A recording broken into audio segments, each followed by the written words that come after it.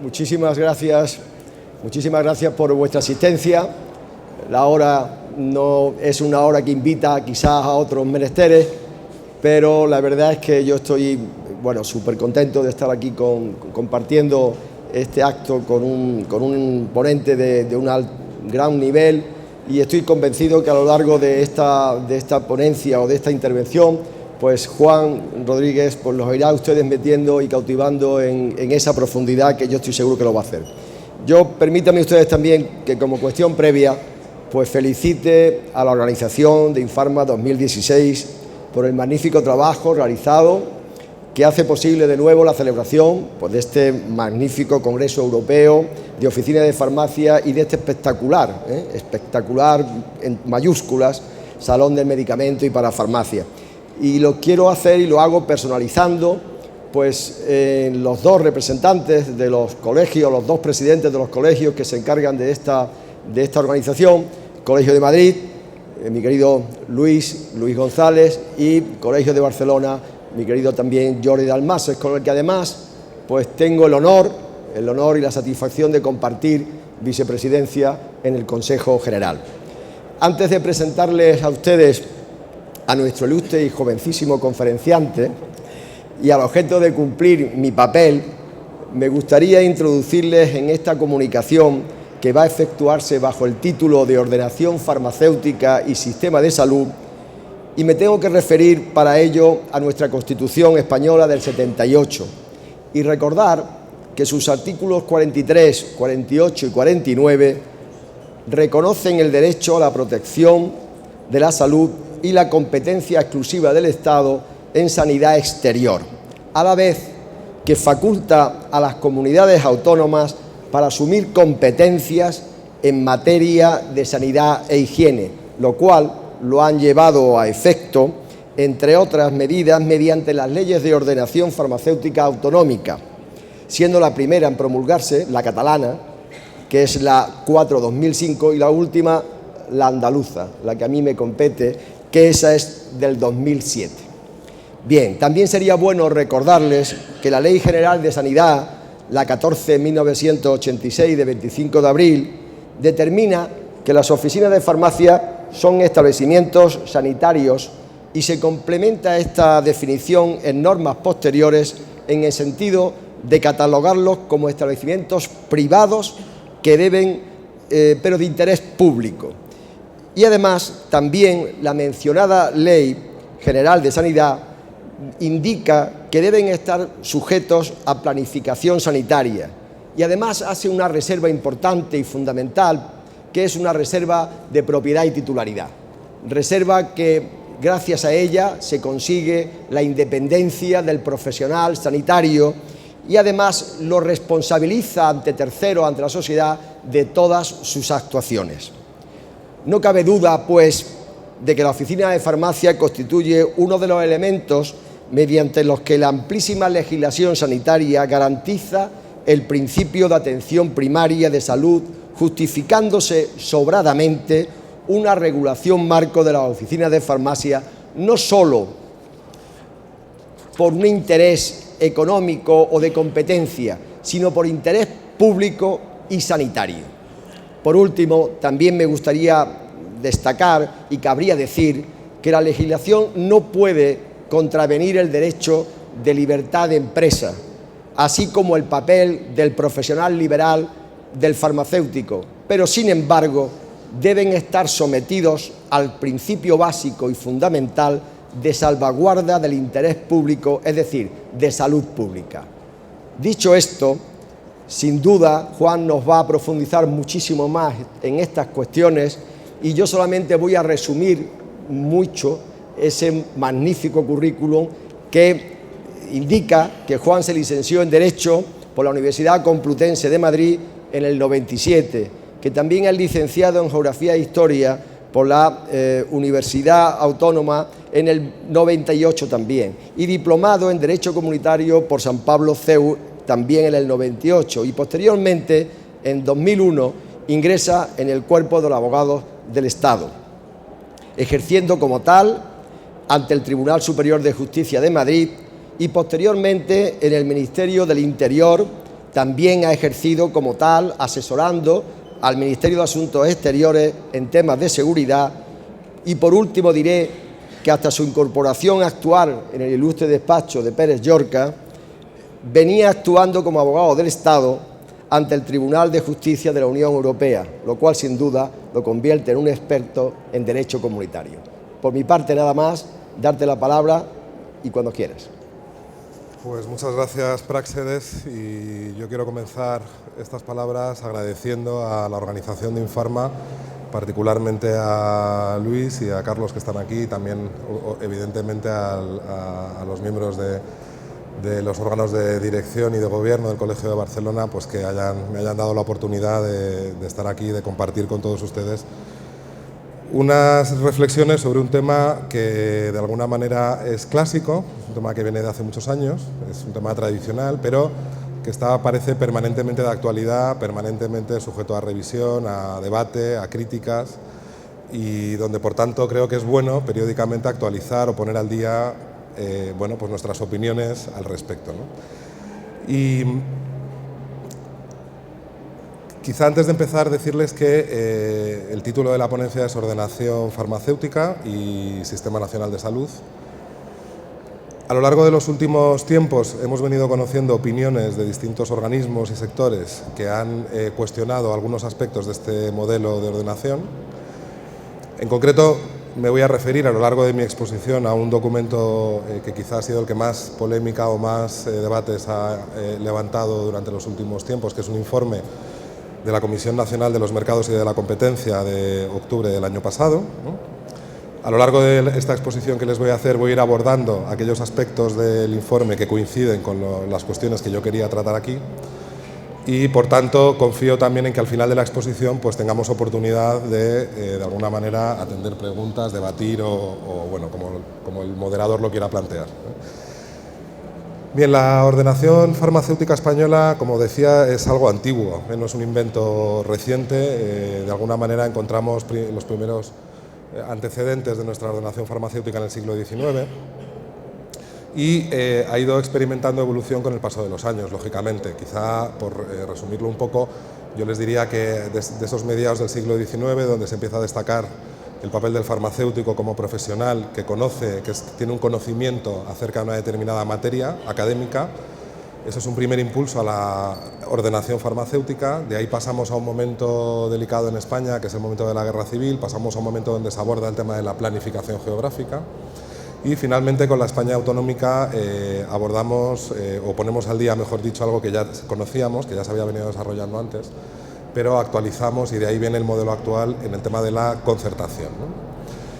Estos tres elementos, la reserva de el elemento de la propiedad titularidad, el elemento de la planificación geográfica y el elemento de la concertación, son los tres pilares básicos de nuestro sistema de ordenación farmacéutica. Hay muchos más aspectos que afectan al ejercicio de la profesión, muchísimos más. Algunos más o menos relacionados con estos tres anteriores, pero ya quizá no son tanto muchas veces de ordenación, sino que afectan más bien a lo que es el medicamento en sí, como producto que tiene unas características muy particulares. Pero yo creo que es importante siempre recordar que estos tres son los pilares, sobre ellos descansa todo el modelo de ordenación que tenemos en España. Una segunda aproximación a la ordenación farmacéutica es a nivel de derecho comparado, ¿no? A nivel de otros estados y de ver cuáles son sus sistemas, ¿no? Ahí también es importante recordar que el sistema español no es un sistema exclusivo de España, es un sistema compartido por muchos países, quizá no en los tres pilares, pero sí en alguno de ellos, en mayor o menor medida, con diferencias, con ajustes, con peculiaridades, pero digamos que el modelo que tenemos en España es un modelo que podemos afirmar, es un modelo continental europeo y bueno, muy extendido a lo largo del planeta, ¿no? Digamos. Bien, yo voy a centrar, como les decía, mi exposición en estos tres puntos. Sé que el informe de la CNMC habla de otras cuestiones, yo también tengo mi opinión sobre ellas y estoy dispuesto a darla, aunque quizá no las he incluido en esta exposición tan reglada.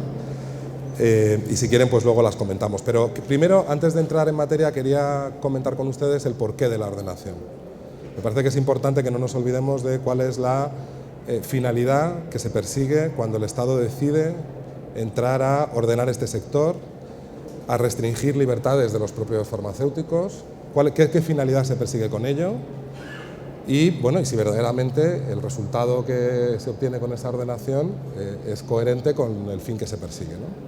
Y para ello creo que es interesante abordar algunos datos estadísticos que ponen de relieve lo que significa la farmacia en España, la dimensión que tiene como agente sobre todo sanitario, elemento de cohesión y elemento de garantía en la utilización del medicamento como un bien muy preciado para la conservación de la salud.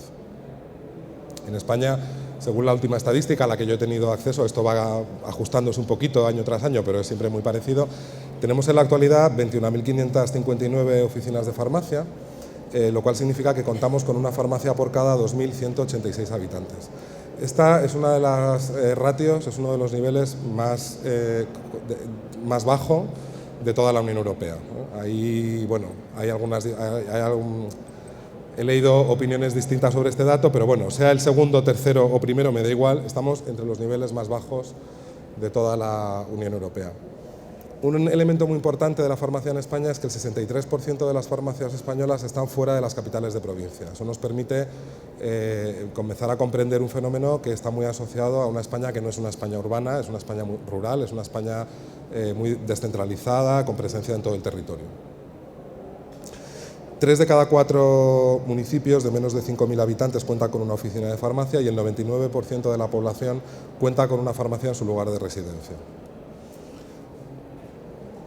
Estos datos ya les tienen que hacer pensar en un elemento que está en la ordenación, que es la accesibilidad.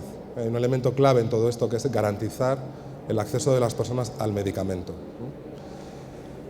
Y bueno, creo que desde ese punto de vista en España no estamos nada mal. Creo que en España tenemos uno de los modelos en los que la farmacia tiene una distribución más capilar, más permeable y más cercana al ciudadano en cualquier punto del territorio nacional. 45.735 farmacéuticos desarrollan su actividad en oficinas de farmacia. Ahí, por cierto, que ayer fue el Día Internacional de la Mujer Trabajadora, pues el 68,6% son mujeres. Las reclamaciones sobre farmacias que se reciben en las organizaciones de consumidores representan el 0,27% de las que reciben de cualquier otro sector de actividad económica. Y un dato que me parece que este dato es nuevo para mí, no lo tenía tan identificado, es nuevo de este año. Cada año las farmacias ofrecen, mejor dicho, 182 millones de consejos sanitarios ajenos a la dispensación. De tal forma que 1 de cada 3 españoles que entran en una oficina de farmacia no adquiere un medicamento y, sin embargo, sí recibe un consejo de salud. Bueno, estos son datos estadísticos que están publicados en las páginas web. Yo con esto quería un poco reflexionar acerca de qué es lo que queremos, o sea, cuál es el objetivo que tenemos como país, qué modelo farmacéutico queremos tener.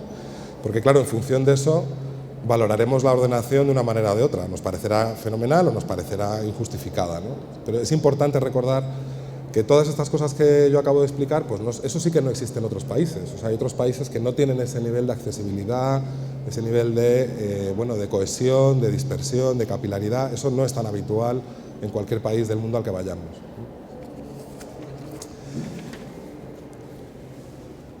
Bien.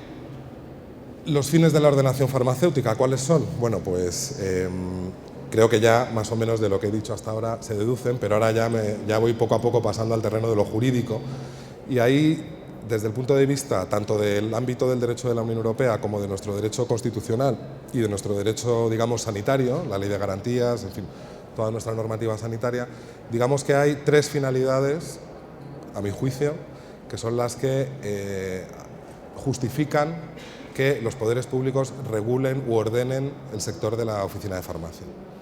En primer lugar, la protección de la salud. Ya saben que esto tiene una dimensión en nuestra Constitución, es un derecho fundamental y es un bien digno de protección también en los propios tratados de la Unión Europea. Hay una política de protección de la salud también en el ámbito europeo, que es otra cosa distinta de lo que es la protección del derecho fundamental a la salud. Desde el punto de vista legal tiene esas 2 dimensiones, pero forma parte del mismo fenómeno, es proteger la salud de las personas. Claro, dentro de la protección de la salud hay varias vertientes y hay una muy concreta que es garantizar el abastecimiento de medicamentos a la población. Ese es el fin específico dentro de lo que es la protección a la salud que de alguna manera se encuentra en el sustento de toda o de buena parte de la ordenación farmacéutica.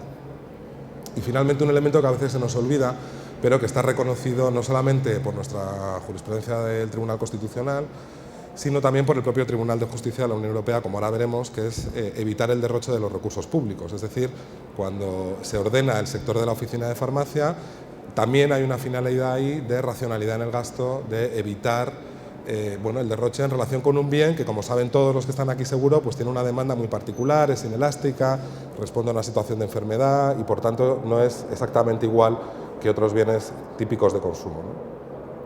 Bien, ¿cuáles son los instrumentos que se emplean para conseguir estas finalidades? Pues como les decía al comienzo, aquí tenemos en primer lugar el modelo propiedad-titularidad, que no les explicaré, ya lo saben todos, pero bueno, procuraré explicar ya más en concreto para qué está. Luego, en segundo lugar, tenemos la planificación geográfica y, en tercer lugar, tenemos el elemento de la concertación.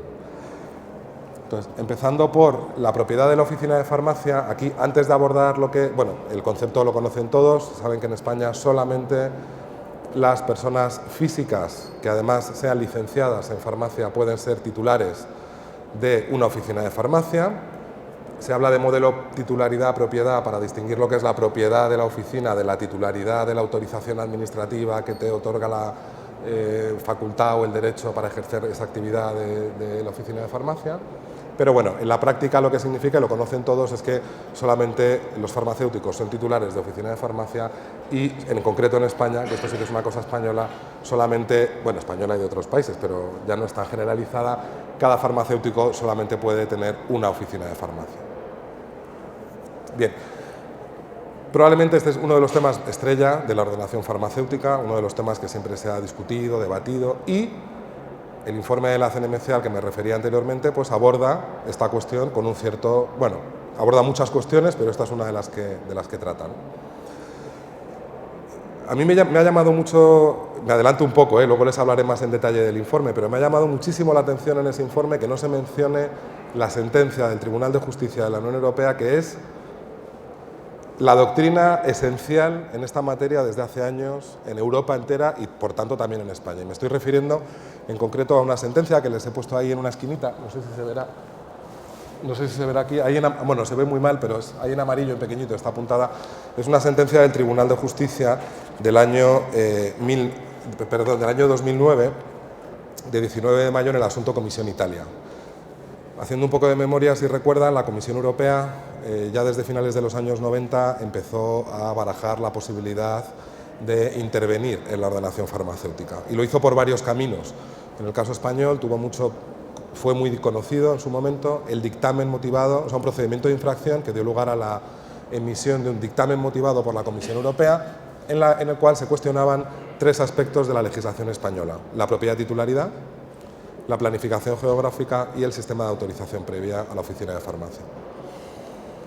Mientras se tramitaba aquel procedimiento de infracción, en el que, por cierto, no era España el único país implicado, sino que había otros países que estaban en esa misma senda, en ese mismo camino, el primer asunto que llegó al Tribunal de Justicia de la Unión Europea, por decisión de la Comisión, fue el de Italia, que era otro de los países que tenía esta misma situación. En el caso de Italia, la cuestión se reducía a la propiedad titularidad. Ahí la Comisión no discutía la planificación, solamente hablaba de la propiedad titularidad, y hubo muchos países europeos que, por compartir el mismo modelo que Italia, decidieron, y yo en aquel momento representaba al Estado español, decidimos ir en apoyo de Italia en aquel procedimiento. Tuvimos un asunto muy interesante, se personaron muchos Estados miembros, explicaron a las autoridades, a los jueces del Tribunal de Justicia Europea, cómo se había ido forjando ese modelo de propiedad titularidad en sus respectivos países, con qué finalidad y qué es lo que se había conseguido gracias a ello. Y bueno, tras unas conclusiones del abogado general Bot, que quizá todavía recuerda alguno porque también tuvieron una cierta difusión, pues finalmente el Tribunal de Justicia dictó una sentencia en esta materia respecto de Italia, pero que automáticamente era extensible lo que dijo respecto de los demás países europeos. Entonces, ¿qué es lo que dijo el tribunal? Bueno, pues el tribunal dijo cosas muy interesantes. En primer lugar, dijo que esta restricción en la libertad empresarial del farmacéutico, que es lo que en definitiva es la propiedad titularidad, porque significa, primero, que no se le permite constituir otras formas que se admiten en el derecho privado para el ejercicio de su actividad profesional, sino que la puede ejercer solo la persona física. Y luego esa circunstancia de que cada farmacéutico solo pueda ser titular de una oficina de farmacia, que es muy restrictivo de la libertad del individuo. Sin embargo, consideró el tribunal que tenía dos finalidades. En primer lugar, dijo el tribunal, esto obedecía a la protección de la salud. En concreto, el tribunal dijo literalmente que el medicamento presenta un carácter peculiar por sus efectos terapéuticos, lo que los distingue sustancialmente de otras mercancías, de tal forma que si los medicamentos se consumen innecesaria o incorrectamente, pueden perjudicar gravemente a la salud sin que el paciente pueda advertirlo durante su administración. De tal forma que la idea de que solo un farmacéutico pueda estar al frente de una oficina de farmacia responde de una manera primaria a ese deseo de proteger la salud del paciente que entra a la oficina de farmacia. Pero además dijo el tribunal, y esto ya a partir de aquí a lo mejor ya no nos acordamos también dijo que ese modelo de propiedad-titularidad respondía a evitar el derroche de recursos públicos, porque dijo el tribunal, por otra parte, el consumo excesivo y la utilización incorrecta de medicamentos supone un derroche de recursos financieros, que resulta tanto más perjudicial, dijo el tribunal, cuanto que el sector farmacéutico genera costes considerables y debe responder a necesidades crecientes, mientras que los recursos financieros que pueden destinarse a la asistencia sanitaria no son ilimitados cualquiera que sea el modo de financiación. De tal forma que garantizar que solo una persona que cuenta con un conocimiento profesional en el acto de la dispensación es quien está al frente de esa actividad, de alguna manera garantiza un uso racional y garantiza un uso adecuado de ese medicamento que plantea ese problema de posible derroche de recursos públicos. Bien, una vez que analizó la finalidad de la medida, saben que en derecho europeo hay un test que se aplica en casi todo, que es el de la proporcionalidad. O sea, el derecho europeo gira todo en torno a este concepto de lo proporcional, ¿no? Entonces, bueno, una medida puede perseguir algo que es muy legítimo, pero luego ser desproporcionada. O sea, puede ser excesivamente rigurosa, puede ser incoherente, puede ser inadecuada para esa finalidad, y todo eso sería un vicio de proporcionalidad. Bien, pues cuando ya entró a analizar la proporcionalidad de la medida, el Tribunal de Justicia empezó a plantearse el porqué de este modelo en concreto y si no había otros modelos que de alguna manera conseguían garantizar esa finalidad de la misma forma. En concreto, el Tribunal reconoció que cualquier farmacéutico titular de una oficina de farmacia, al igual que cualquier otra persona que desarrolla una actividad económica o profesional, persigue la obtención de un beneficio económico. Eso es lo primero que hay que decir. Sin embargo, a juicio del Tribunal de Justicia Europeo, la condición de farmacéutico de profesión supone que no explota la farmacia con un mero ánimo de lucro, sino que intervienen otros dos elementos que ambos derivan de una cosa que el tribunal llama criterio profesional. En concreto, el tribunal dijo que su interés privado en la obtención de beneficios está mitigado, primero, por su formación, segundo, por su experiencia profesional y tercero, por la responsabilidad que le corresponde, ya que una infracción de normas legales o deontológicas no solamente pone en peligro el valor de su inversión, como cualquier otra actividad empresarial, digamos, habitual, sino también su propia existencia profesional. A diferencia de los farmacéuticos, continuaba diciendo el tribunal, las personas que carecen de dicha condición de profesionales farmacéuticos, es decir, que carecen de esa formación, experiencia y responsabilidad, no ofrecen las mismas garantías desde el punto de vista de la sanidad y del derroche de recursos que los farmacéuticos para el ejercicio de esa actividad. Esto es lo que dijo el Tribunal de Justicia. A continuación analizó, bueno, es lo que les ponía aquí, dos alternativas que fueron las que la Comisión Europea le lanzó. Esto lo cuento además, parece que fue hace tiempo, pero curiosamente algunas de estas ideas han vuelto en el informe este de octubre pasado, con lo cual es bueno recordarlas, ¿no? Entonces la Comisión le explicó al Tribunal, bueno, todo esto está muy bien, pero yo le propongo dos sistemas alternativos que son igual de eficaces. En primer lugar, el modelo que yo llamo de farmacéutico empleado.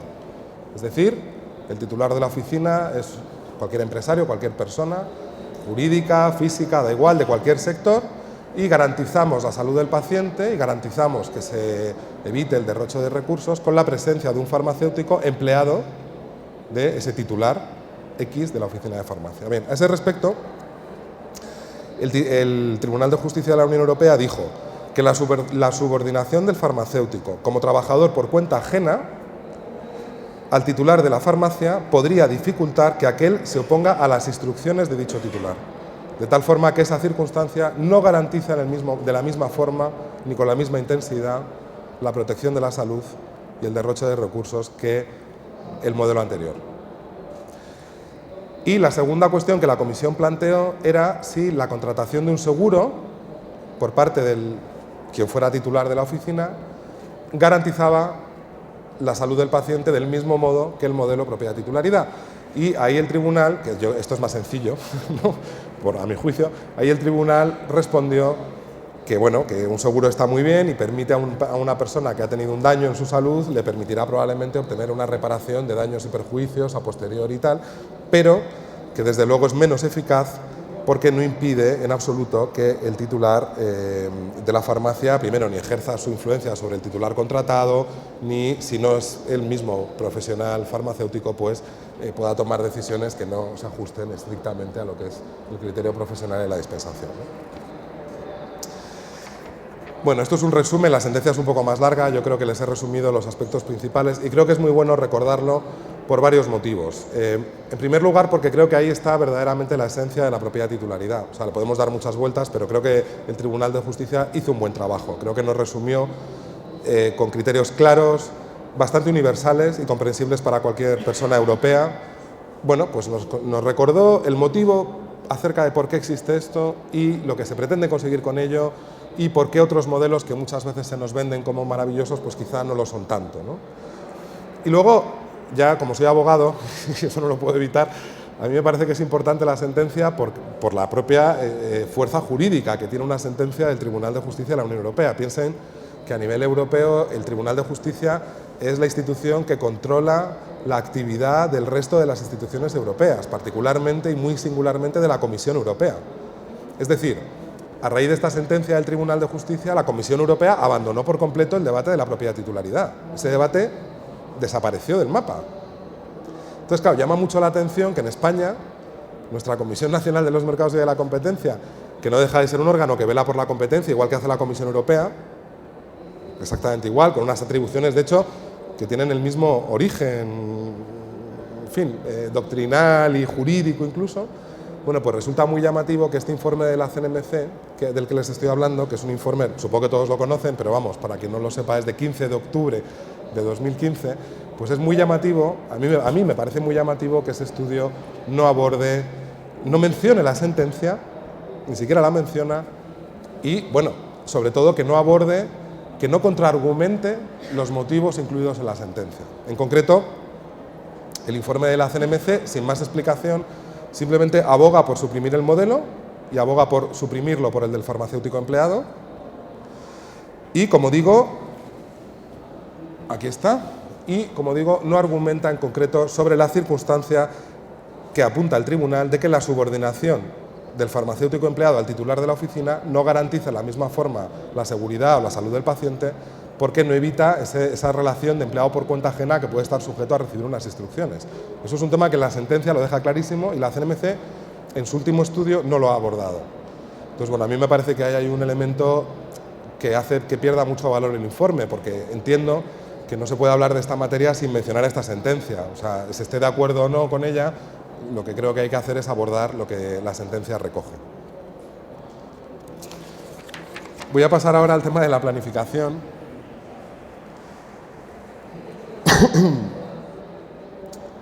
Y aquí, bien, la planificación, creo que también todos, veo muchas caras conocidas y ya me estoy animando porque ya pienso que todos saben lo que estoy diciendo, igual me equivoco, pero bueno, creo que la planificación también todos sabemos lo que es. La planificación geográfica es otro instrumento de ordenación farmacéutica que consiste en nuevamente limitar la libertad del farmacéutico individual en el sentido de impedirle que abra la oficina de farmacia donde quiera, forzándole a que si quiere ejercer la actividad lo haga en un lugar geográfico determinado. Para ello, el criterio que emplea nuestra legislación es lo que conocemos con el nombre de módulos de distancia y de población. Bueno, aquí ha habido cambios de nuestro derecho interno español. Saben que durante muchos años esto fue un tema que estaba regulado por la legislación estatal. Posteriormente han sido las legislaciones de las comunidades autónomas los que han ido ajustando esos criterios de población y de distancia a sus particularidades y a sus circunstancias locales o regionales. Pero lo cierto es que, digamos, el modelo de población, el modelo de módulo de población y distancia, podemos seguir afirmando que es el modelo general en España. También es verdad que hay un caso de una comunidad autónoma española, es el caso de Navarra, que en el tema de la planificación geográfica siempre ha marcado, bueno, desde hace unos años ha marcado una diferencia, ha optado por otro modelo.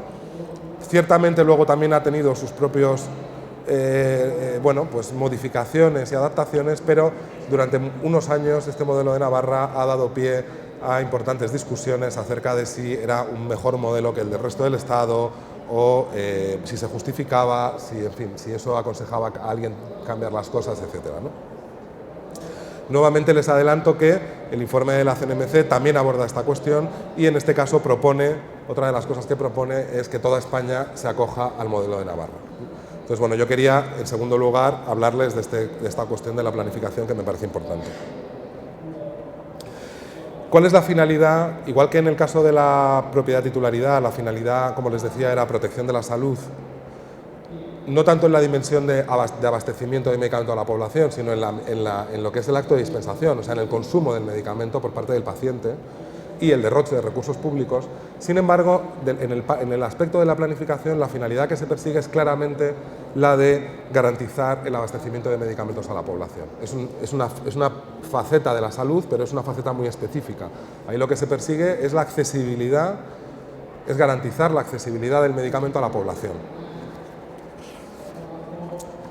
¿Cómo se puede conseguir este objetivo? Bueno, pues se puede conseguir se puede conseguir primero en distintos grados. O sea, ahí claro, depende del nivel de acceso. Claro, proteger la salud en el acto de dispensación solo admite un grado, quiero decir, o proteges al paciente o no lo proteges.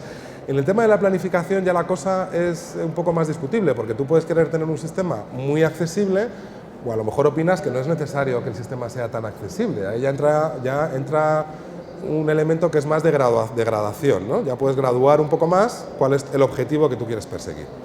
Eso a su vez tiene un reflejo jurídico, porque claro, si el Estado quiere conseguir, y eso es legítimo, un alto grado de abastecimiento, un alto grado de accesibilidad, eso justifica una mayor restricción que si el Estado no pretende ese alto grado de accesibilidad y se conforma pues, con una accesibilidad media. O sea, aquí ya entramos otra vez en el terreno de la proporcionalidad, ¿no? En todo caso, bueno, ese es un poco el objeto de debate. Aquí nuevamente les diré que ha sido otra vez el Tribunal de Justicia de la Unión Europea el que, al igual que ocurrió con la propiedad titularidad, estableció cuál es la doctrina que yo entiendo que es actualmente aplicable, no en España, sino en Europa, sobre el tema de la planificación. En concreto, este caso fue un caso español.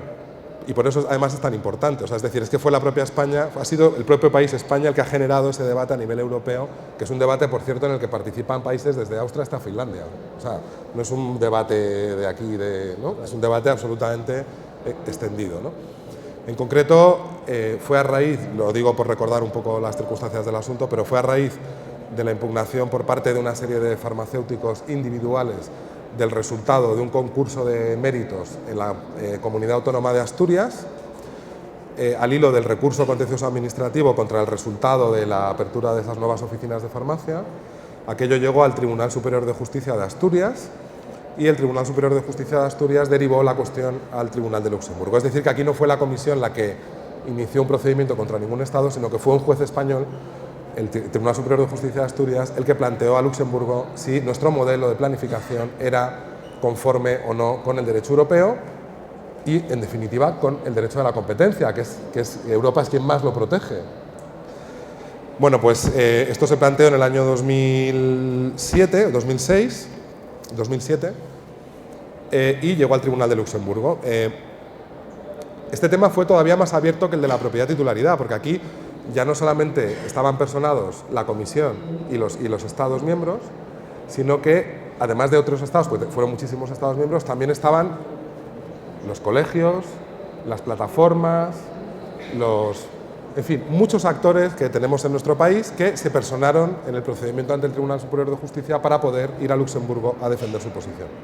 De hecho, el Consejo General estuvo, hubo muchas instituciones y asociaciones, plataformas y demás que participaron en aquel asunto. Hubo una fase escrita muy interesante con observaciones de muchísimas partes y luego tuvimos una vista oral de las más importantes que yo recuerdo por la cantidad de partes personadas en aquel asunto, con gran sala, la formación más importante del Tribunal de Justicia de la Unión Europea. con, no recuerdo, 6, 7, 8 Estados miembros personados porque les afectaba lo que ahí se iba a decidir. De hecho, con representación del máximo nivel ministerial de sus organizaciones, solo para ir a ver la vista oral. Y bueno, fue una vista con luz y taquígrafos, preguntas, debate, absolutamente abierta. En fin, yo creo que fue un ejemplo de cuando el Tribunal de Justicia verdaderamente hace bien las cosas y aborda bien los problemas. ¿Qué es lo que se planteaba aquí? Bueno, pues lo que se planteaba, lo que preguntaba el Tribunal Superior de Justicia de Asturias era si esta idea de que al señor farmacéutico se le restrinja el lugar de ejercicio, si eso es conforme con su libertad de establecimiento, que es una faceta de lo que es el mercado interior y la libertad de prestación de servicios, ¿no?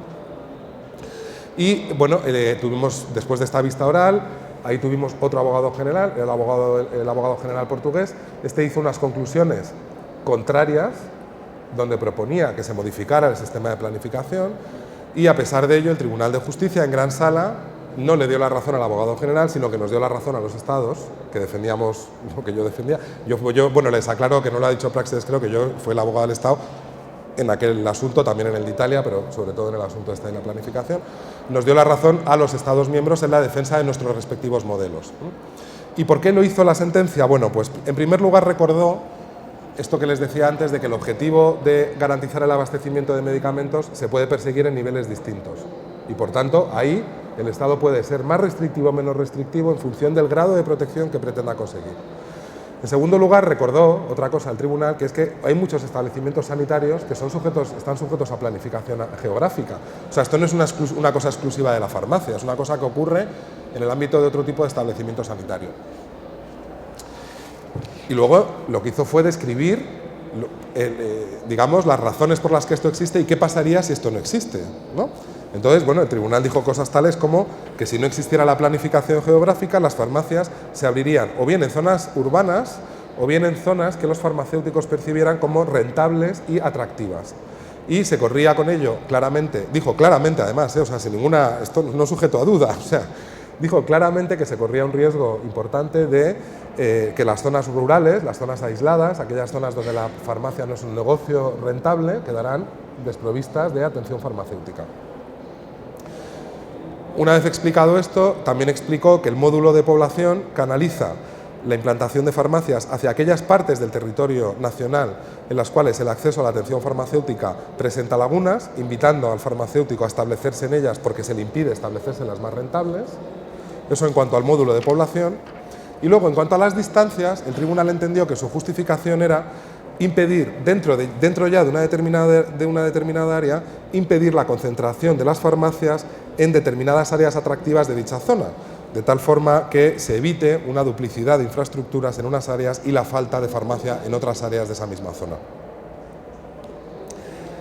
Dicho esto, que es creo que lo que todos podemos más o menos intuir, ¿no?, que es el fundamento de la planificación geográfica. Hay cosas que dijo el tribunal que yo, para preparar ahora la exposición, volví a releer la sentencia, que la he leído muchas veces, y volvía a llamarme la atención, ¿no?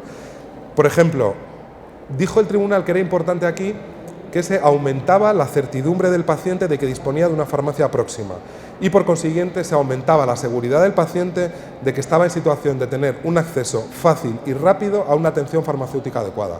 Es decir, uno de los elementos que tuvo en cuenta el tribunal es el elemento del paciente, o sea, la seguridad del paciente de que tenía ese acceso fácil al medicamento. Y por otra parte, dijo también que no podíamos olvidar que la administración de medicamentos en determinadas circunstancias puede ser urgente, y ese elemento de la urgencia, ahí la accesibilidad es fundamental.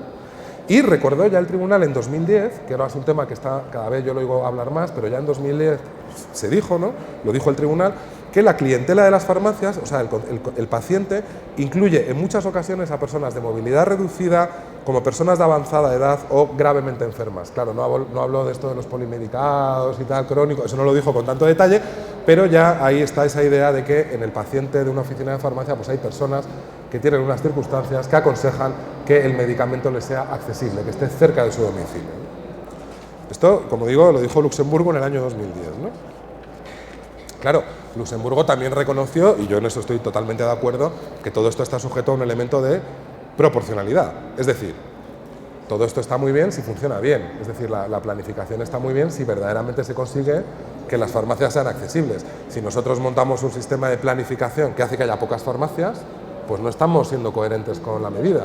Si por otra parte montamos un sistema de planificación que permite que las farmacias se concentren todas en las zonas rentables, tampoco estamos siendo coherentes. Es decir, que no es un tema simplemente de qué modelos tenemos, sino de cómo los aplicamos. Y eso luego hay que revisar cada sitio. O sea, es decir, podemos tener un modelo maravilloso y encontrarnos con que hay pueblos o zonas dentro de cualquier comunidad autónoma española que a lo mejor eso no se está aplicando bien. Y eso el tribunal también lo reconoce. De hecho, les digo, detrás de esta sentencia han venido otras de otros países, de Austria, de Finlandia, donde se le ha preguntado al tribunal en concreto por zonas concretas. Se le ha preguntado, oiga, en el valle de no sé dónde de tal país, que hay este modelo, ¿a usted le parece que esto está justificado? No, y el tribunal ahí siempre ha dicho, es el juez nacional que lo tiene que valorar, pero usted tiene que velar por la coherencia del sistema. O sea, esto es una restricción y usted tiene que velar para que si esa restricción existe, se aplique coherente y adecuadamente, ¿no? Con lo cual yo quiero decir que este tema de la planificación yo creo que tiene muchos espacios de control, espacios de proporcionalidad, espacios de debate, de replanteárnoslo todos. Quizá lo que me parece muy llamativo, y ahora luego lo abordaré cuando hable del informe de la CNMC, es también prescindir de todas estas razones y criticar el modelo en su conjunto, sin ofrecer ninguna alternativa y sin explicar qué haces cuando te cargas esto, ¿no? Bueno, y luego la sentencia, hay una cosa que también les quería recordar, porque también creo que es importante para leer bien el informe de la CNMC, que es el sistema de Navarra. En Navarra, si ustedes ven el informe de la CNMC de octubre, se habla mucho de Navarra. Hay un capítulo entero, yo lo he traído aquí, son 200 páginas, bueno, 100 y muchas páginas. Hay un capítulo enorme al final del texto donde cuenta Navarra, que es fenomenal, que todo va fenomenal, que es el modelo ideal. Bueno, eso es un poco, ¿no?, con mucho dato estadístico, actualizando, bueno, da mucha información, ¿no? Yo simplemente aquí les voy a decir una cosa, que es que el Tribunal de Justicia de la Unión Europea en el año 2010 ya analizó el modelo de Navarra. O sea, es decir, esto no es algo que Luxemburgo no discutiera, es que esto era el pleito de Luxemburgo. El pleito de Luxemburgo era el pleito de Navarra, porque, aunque el Tribunal Superior de Justicia de Asturias no habló para nada de Navarra, sin embargo, cuando la Comisión Europea llegó al Tribunal de Luxemburgo, le dijo, mire, que es que los españoles tienen una cosa que se llama Navarra. Y entonces ese modelo navarro es maravilloso. Y le propusieron al Tribunal de Luxemburgo que se cargara el modelo que había en Asturias y lo sustituyera por el navarro. Y el Tribunal les dijo que no. Entonces, bueno, yo a veces no sé muy bien de qué estamos hablando, porque los temas ya... Yo es que es la vuelta a la misma... ¿no? Exactamente a la misma situación que hace 6, 7, no me acuerdo ya cuántos, 6, 7, 8 años, ¿no? Bueno, entonces en Navarra les recuerdo un poco lo que dijo el tribunal. Dijo, saben que Navarra es un sistema de mínimos, es un sistema que consiste, que se introdujo por la ley de, bueno, una ley de atención farmacéutica Navarra, no voy a contar todo el detalle de Navarra porque es largo y tal, simplemente les diré que es un sistema que consiste en garantizar que haya una oficina de farmacia, bueno, se distribuye el territorio en una cosa que se llama zonas de salud, si no me equivoco, en cada zona de salud se garantiza que haya mínimo una oficina de farmacia y a partir de ahí la apertura de farmacias es libre. Ese es el modelo navarro.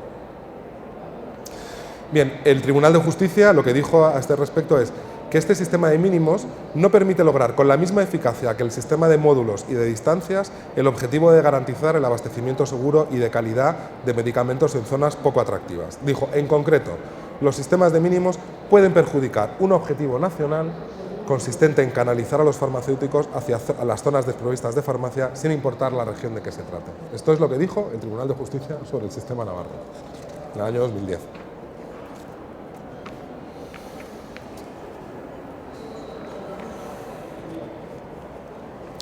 Bien, ¿qué dice el informe de la CNMC sobre este tema? Aquí lo primero que he de reconocer es que sí menciona la sentencia del Tribunal de Justicia. Hay una nota a pie de página al principio del informe donde por lo menos se reconoce y se habla específicamente de esta sentencia del Tribunal.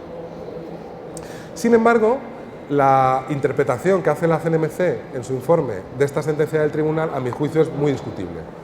En primer lugar, afirma que esta sentencia únicamente decretó que las restricciones geográficas no vulneraban stricto sensu, dice, el principio de libertad, del libre establecimiento. Yo no he encontrado en la sentencia esto del stricto sensu. Lo he buscado y no lo he encontrado. me da la impresión de que la CNMC quiere decir como que aquello fue, bueno, como que no, estricto sensu no se vulneraba, pero en el fondo sí se vulneraba. Yo no, jurídicamente no entiendo eso qué significa. O sea, o se vulnera o no se vulnera, pero estricto sensu o no estricto sensu, eso yo no sé muy bien qué significa, ¿no? Y luego, además, por el tono en el que se contiene la referencia a esta sentencia, se da la impresión, que es lo que me parece quizá más peligroso, es que se da la impresión de que esto es un tema que está sujeto a revisión. O sea, da la impresión de que esto es un tema abierto, como que alguien lo tiene planteado. Hasta donde llega mi conocimiento personal, a nivel europeo esto no está planteado en ningún lado. Como les digo, yo creo que el debate ahora mismo a nivel europeo, en el ámbito de la planificación, es, como les decía, el debate de la aplicación de la planificación. No es el debate del modelo, es el debate de cómo se aplica ese modelo en determinadas zonas. Y es el debate de que zonas donde no se está aplicando bien, pues oye, eso tampoco hay por qué consentirlo, hay que revisarlo. Y ahí tiene que haber un control de los jueces, un control judicial, para garantizar que esa planificación se ejerza de una manera coherente. Y hay ejemplos, yo no los he puesto aquí, pero hay cuestiones prejudiciales de otros países europeos que están llegando permanentemente al tribunal, y ese es el debate que tenemos en Europa. O sea, hasta donde yo sé, no hay un debate planteado a nivel europeo según el cual la planificación geográfica de oficinas de farmacia sea algo contrario al derecho europeo, ni a la competencia, ni a nada, ¿eh? Hasta donde yo sé, igual me equivoco, pero... Entonces, bueno, cuando la CNMC da esa impresión de que esto es un tema sujeto a revisión, yo creo que ahí introduce un elemento que no es del todo exacto. Otra cosa que a mí me parece que llama también la atención en el informe de la CNMC es que no aborda ninguno de los argumentos que yo les acabo de explicar. O sea, no aborda ninguno de los argumentos de la sentencia del Tribunal de Justicia que explican, en concreto, por qué el módulo de población y de distancias es adecuado si se quiere garantizar un alto nivel de protección a la salud. Por ejemplo, no aborda este tema de las personas de movilidad reducida. No aborda el problema de las situaciones de riesgo de urgencia en el acceso al medicamento. Todo eso no lo aborda. No lo aborda. Entonces, claro, yo creo que para criticar hay que abordar las cosas, no se puede simplemente no mencionarlas, ¿no? Otra cosa muy llamativa es que todo el discurso de la CNMC en este punto gira en torno a alabar el sistema de Navarra. Claro, ya les he dicho, bueno, sí, los datos, claro, ya no son los mismos los datos de 2001 que los de 2005, que en 2010, que en 2016, los datos han cambiado. Pero el fundamento jurídico de la cuestión pues es el mismo, yo no veo que haya cambiado, sobre todo cuando el propio Tribunal de Justicia, es que yo les digo, en la vista oral la palabra Navarra debió salir 300 veces, todos hablábamos de Navarra, ese era el tema de debate allí.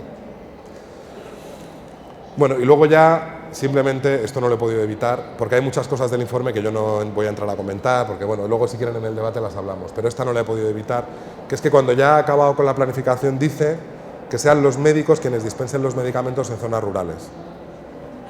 O sea, en la alternativa a toda la planificación que tenemos en España desde hace tantos años, con la sentencia del tribunal, bueno, no, la alternativa es que los médicos dispensen en las zonas rurales. Entonces, bueno, yo creo que eso ya, esa afirmación, sinceramente, yo eso no sé por cómo cogerlo, ni cómo, no sé ni cómo tratarlo, porque es que no, me parece algo...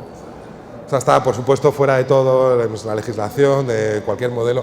Parece que hay algún inglés por ahí que hace algo parecido y tal, pero vamos, yo no sé ni qué modelo es ese, ni qué país civilizado hace eso, ni por qué lo hace, ni creo que tenga mucho interés a profundizar en ese tema, porque me parece muy poco sólido. Bien, y luego simplemente también un recordatorio, que alguien me recordaba para preparar esta intervención, que es que en 2008 el modelo navarro fue modificado.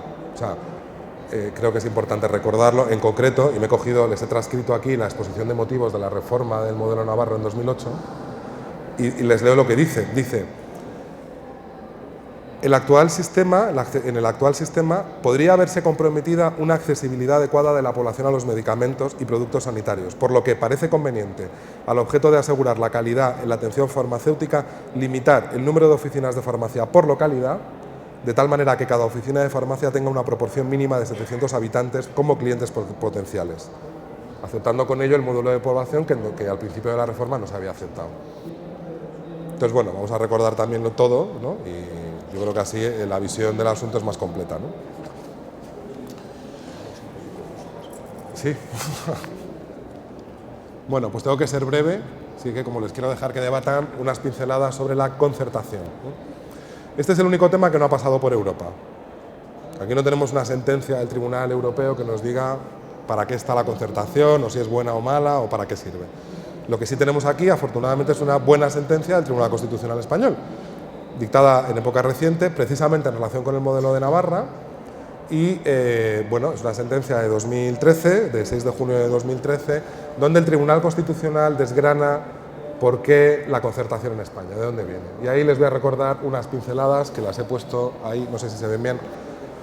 Siempre que se habla de este tema, lo primero es recordar que en España nuestro sistema constitucional, y en concreto, mejor dicho, nuestro sistema legal, garantiza el derecho de todo ciudadano de acceder al medicamento en condiciones de igualdad en todo el territorio nacional. Esto da para una ponencia aparte, pero de este debate, de este tema, de este derecho del ciudadano, yo les quiero extraer una consecuencia inmediatamente vinculada a ese derecho, que es el deber de dispensación del farmacéutico. La única forma de hacer efectivo ese derecho del ciudadano es que configurar también una obligación legal, que es la que en España ahora mismo tienen los farmacéuticos titulares de oficina de farmacia, de dispensar al paciente el medicamento en las condiciones reglamentarias establecidas. Es decir, en las condiciones de precio y en las condiciones de calidad y tal, pero sobre todo en las condiciones de precio, que es a lo que me voy a referir ahora, que establece la legislación y el sistema, digamos, legal y reglamentario, ¿no? Las condiciones económicas de la prestación farmacéutica están establecidas en la ley estatal y la ordenación no puede modificarlas. Esto trasciende a lo que es la ordenación farmacéutica. Esto es otro tema. Esto es un tema de derecho a la salud, derecho del paciente y medicamento. No es un tema de ordenación farmacéutica, ¿eh? Por tanto, hay una cosa muy importante. La ordenación no puede eximir al farmacéutico de su deber de dispensación, ni tampoco puede alterar las condiciones económicas de la dispensación. Ya se pueden imaginar por dónde vienen los tiros, ¿no? Modelo de, por ejemplo, lo hemos tenido en España, por cierto, lo hemos tenido no solo en Navarra, lo hemos tenido en alguna otra comunidad autónoma, por ejemplo en Valencia, adhesión voluntaria, concertación voluntaria. Bueno, ya, y el voluntario, el que se queda fuera, ¿qué pasa con él? ¿Qué hacemos con él? ¿Que ese no dispensa, no cobra, cobra después, cobra antes ese? O sea, esto, aquí el orden es derecho del paciente, obligación legal del farmacéutico, condiciones económicas establecidas a nivel legal y la ordenación no puede modificarlas, y a partir de ahí ya nos planteamos el modelo. Y ahí hay varios modelos, ¿no? Eso yo estoy de acuerdo en que ahí hay muchos modelos, y uno de ellos, que es por el que llevamos en España desde hace muchos años, es el de la concertación. La concertación tiene claro, su finalidad básica es hacer efectivo, es facilitar el ejercicio de este derecho y de este deber. Es garantizar que el paciente acceda al medicamento y que el farmacéutico dispense el medicamento y sea reembolsado de lo que dispensa el paciente, claro. Es un instrumento que sirve para hacer efectivo ese derecho-deber, según ha afirmado nuestro Tribunal Constitucional. Es un instrumento esencial para controlar el gasto del sistema de salud y además supone para el sistema de salud una herramienta importantísima en cuanto a el ahorro en costes de organización, ya no simplemente en lo que es medicamentos, sino en la simple gestión de todo lo que es el tema de la facturación y pago de recetas, ¿no? Como decía, unas pinceladas, el tema da para mucho más. ¿Aquí qué hace el informe de la CNMC? Bueno, pues curiosamente lo critica, pero tampoco ahí justo, ¿no? Habla de muchísimas cosas y sin embargo en materia de concertación pues no parece que le preocupe mucho. Se centra mucho en el papel de los colegios, ¿no? Y bueno, pues ahí ya entramos también en un terreno un poco, yo no sé muy bien por qué, o sea, a mí me parece que eso es más, ¿no? O sea, quiero decir, en fin, ahí también me faltan un poco los argumentos para rebatir el por qué es criticable que sea uno u otro o el de más allá el que haga la función, ¿no? Cuando lo cierto es que esto es una función que, como digo, pues tiene una gran importancia desde el punto de vista de la ordenación sanitaria, ¿no? En general. Bueno, a mí ahí les voy a destacar simplemente una que está aquí apuntado, ¿no? Que es que dice, literalmente, esto es literal, dice que la implantación de la receta electrónica permitiría suprimir los conciertos, sin decir por qué, y luego, por supuesto, sin decir que precisamente ha sido, en muchas ocasiones, que todas las ocasiones, el papel de los colegios en todo este proceso de implantación de la receta, lo que ha permitido implantar la receta. Y luego tampoco se sabe por qué la implantación de la receta permite suprimir el concierto. O sea, yo no sé eso, por qué lo sostiene. O sea, yo no acabo de entender muy bien. Y bueno, luego simplemente yo creo que ahí hay un desprecio de la CNMC hacia el papel que tiene para el sistema de salud la existencia de conciertos. Es simplemente el desconocimiento del desprecio, ¿no? Bueno, el informe trata muchas cuestiones, saben ustedes que habla de sociedades, habla de dispensación de medicamentos por internet, habla, bueno, muchísimas cuestiones. Yo me parecía que con el tiempo que teníamos esto era suficiente y luego estoy a su disposición para cualquier duda o comentario que puedan tener. Pues, Juan, muchísimas gracias, magnífico, como no podía ser de otra manera, la exposición clara y contundente. Bueno, yo unas reflexiones antes de darle a ustedes la palabra para intervenir. Yo he tomado nota, así a bola pluma, de palabras que para mí se me quedan grabadas, ¿no? Se me queda accesibilidad, y yo creo que, diciendo estos conceptos, los demás ya ustedes los van poniendo. Responsabilidad, planificación, coherencia, yo creo que son argumentos más que suficientes y no hace falta quizás más entrar en detalle. Yo sí lo que me gustaría es que algo que está acreditado, que está sentado, el volverlo a hablar, yo lo encuentro tedioso. La palabra sería tedioso. Tú lo has argumentado perfectamente desde el punto de vista jurídico, quedó en su momento claro absolutamente, el sistema funciona, puede tener mejoría, pero es un sistema coherente y que protege la salud, que es lo más importante que me he dado. Garantía de salud, eso es lo fundamental. Nos debemos al paciente y el modelo garantiza la salud en este sentido. Lo vamos a mejorar y lo estamos mejorando como todo en la vida, pero los pilares están puestos jurídicamente, como tú lo has dicho, y además son los que favorecen a la sociedad. Por mi parte, pues darles a ustedes la palabra para intervenir en lo que crean conveniente, y yo creo que ahora es su momento. Sí.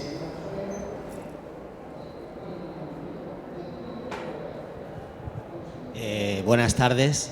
Siempre es un placer escucharles, señor Rodríguez Cárcamo. Gracias por esta ponencia. Y lo siguiente es, no sé si es una pregunta, si es una reflexión o si es una ironía. Esta Comisión Nacional de Mercados y Competencia, que tiene un origen, como nos ha dicho, doctrinal y jurisprudencial, ¿qué interés puede tener en emitir este informe? Gracias. Difícil pregunta, ¿no? Difícil pregunta. Difícil. Bueno, vamos a ver, la CNMC es un organismo, es una institución del Estado, es una institución además muy importante, porque yo ahí quiero insistir, el modelo actual que tenemos de CNMC es un modelo que ha sido objeto de una modificación muy reciente, porque antes, hace unos pocos años, por cada sector económico teníamos diferentes comisiones, había una para la energía, otra para las telecomunicaciones, ¿no? Y todo eso se ha refundido ahora en una misma comisión. Por tanto, la estructura organizativa es nueva, es reciente, digamos, y eso también, bueno, pues tiene que rodar, hay que darles también tiempo, ¿no? Yo creo, para ir asentando su doctrina, aunque en este punto también digo que el estudio se enmarca en lo que es la antigua CNC, o sea, en lo que es política de defensa de la competencia. También he de recordar que tampoco es un informe aprobado por el Consejo de la CNMC, o sea, es un estudio, es un documento de estudio, no es una resolución ni es un acuerdo de la CNMC. Entonces, lo primero que yo quiero aclarar es la cuestión de la fuerza vinculante que esto tiene, que es muy limitada, muy limitada. Los intereses, bueno, yo creo que hay gente en la CNMC y en el mundo en general del derecho de la competencia que honestamente, y yo también en muchas ocasiones lo comparto, creen que la defensa de la competencia bueno, pues es un bien jurídico importante para un país porque contribuye a mejorar la economía, contribuye al crecimiento, contribuye al empleo y contribuye a una serie de cuestiones, ¿no? Y eso tiene una estructura mental que yo comparto. A mí particularmente del informe me llaman la atención dos cuestiones, que es muchas veces la inconsistencia que yo aprecio en algunos de los razonamientos, por ejemplo, eso también lo voy a decir. A mí no me parece muy coherente no defender el modelo propiedad-titularidad para renglón seguido defender que un farmacéutico tenga 3 oficinas. O sea, yo creo que o defiendes el modelo, o sea, es que, ¿sabes? Yo ahí veo, por ejemplo, una cosa que yo personalmente no entiendo ahí, ni a quién defiendes, ni para qué, ni con qué finalidad, en ese punto concreto. Pero digo, dicho eso, para mí lo más llamativo del informe quizá es cómo ha abordado la jurisprudencia del Tribunal de Justicia. A mí eso es lo que más me llama la atención. O sea, el hecho de que no se haya abordado en profundidad el estudio de esta jurisprudencia del Tribunal. Porque la CNMC, para ella, la jurisprudencia del Tribunal de Justicia tenía que ser un pilar básico también de su actuación. Entonces a mí eso de que no estén mencionadas las sentencias, que no se hayan estudiado en profundidad, me llama la atención. Luis. A ver. Bueno, pues solamente quería hacer 2 consideraciones y preguntar por la suya al respecto. La primera fue que cuando se elaboró el informe de la CNMC del año pasado, efectivamente llamaron a los colegios, consejos, llamaron a las asociaciones, sé que llamaron a gran distribución también, es decir, distintos grupos de intereses. cuando llamaron a las patronales, yo recuerdo porque estaba allí, íbamos con un informe que no era ni siquiera del Consejo, era de la FIP o de la Europea, de la PGU, es el europeo, que decía exactamente los ratios de habitantes por farmacia, distribución geográfica a las farmacias, pero también decía otra cosa que era el precio medio del medicamento por países. Entonces, si tú cruzabas todas las gradillas de ratios, es decir, accesibilidad física y accesibilidad en precio del Vademecum, ahí sí salíamos primeros, ¿no? La pregunta era ¿por qué cuestionarse un modelo que ya es líder en Europa? ¿Cuál es tu margen de mejora? Líder de cara al usuario. Yo recuerdo que la reunión duró como 2 horas y se fueron por muchísimas cosas, hablaron mucho de Navarra y todo eso, pero efectivamente dejamos ahí la pregunta y se quedó en el aire. Y no aparece la reflexión luego en los estudios, fue la única cosa, nosotros aportamos esa documentación y ahí se quedó. Pero esa es importante porque habla de la proporcionalidad, habla del resultado de cara al usuario y al paciente y al consumidor.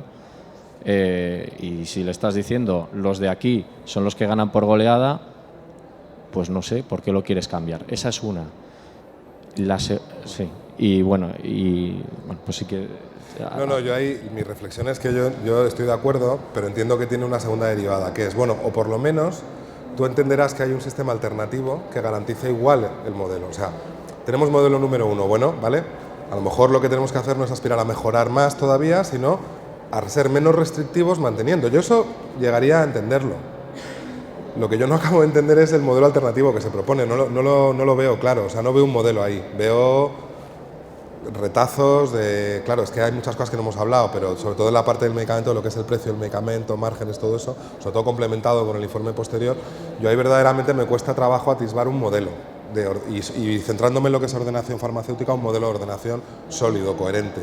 Creo que es, bueno, pues propiedad de titularidad no, pero bueno, si la tenemos que sean 3, pero que sean integradas con no sé qué, pero o sea, no acabo de entender cuál es el modelo que se persigue y desde luego lo que no veo es un análisis de cómo igual garantizaría ese otro modelo alternativo el objetivo, ¿no?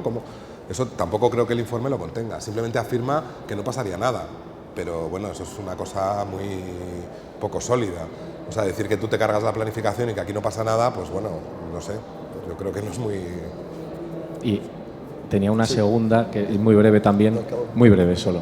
Es verdad que a lo mejor el debate está cerrado en el seno del Consejo o de la Comisión Europea, pero hay indicios como que aprovechando un rescate o el tercer rescate, el enésimo rescate griego, ha habido una modificación en el modelo griego de oficina de farmacia y, por ejemplo, Italia lleva inmersa 1 añito y pico en un proyecto de ley que también habla de modificación del modelo.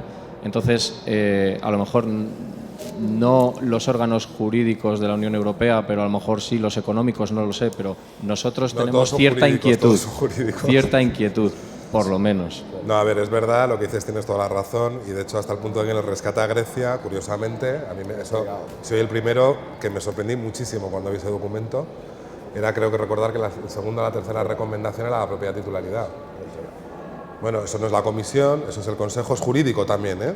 También el Consejo debería actuar conforme a derecho, pero el Consejo sabe que tiene más difícil el control del tribunal, o sea que el tribunal está en otro... Es más difícil controlar la actuación del Consejo por el Tribunal de Justicia que la de la Comisión Europea.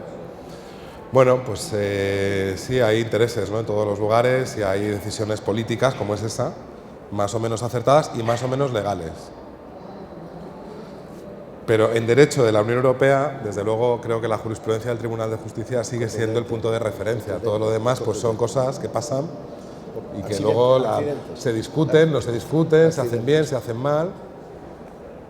Bueno, pues muchísimas gracias. Nos hemos pasado con creces del tiempo. Agradecerles a ustedes y, por supuesto, a nuestro ponente y felicidades. Magnífico. Gracias.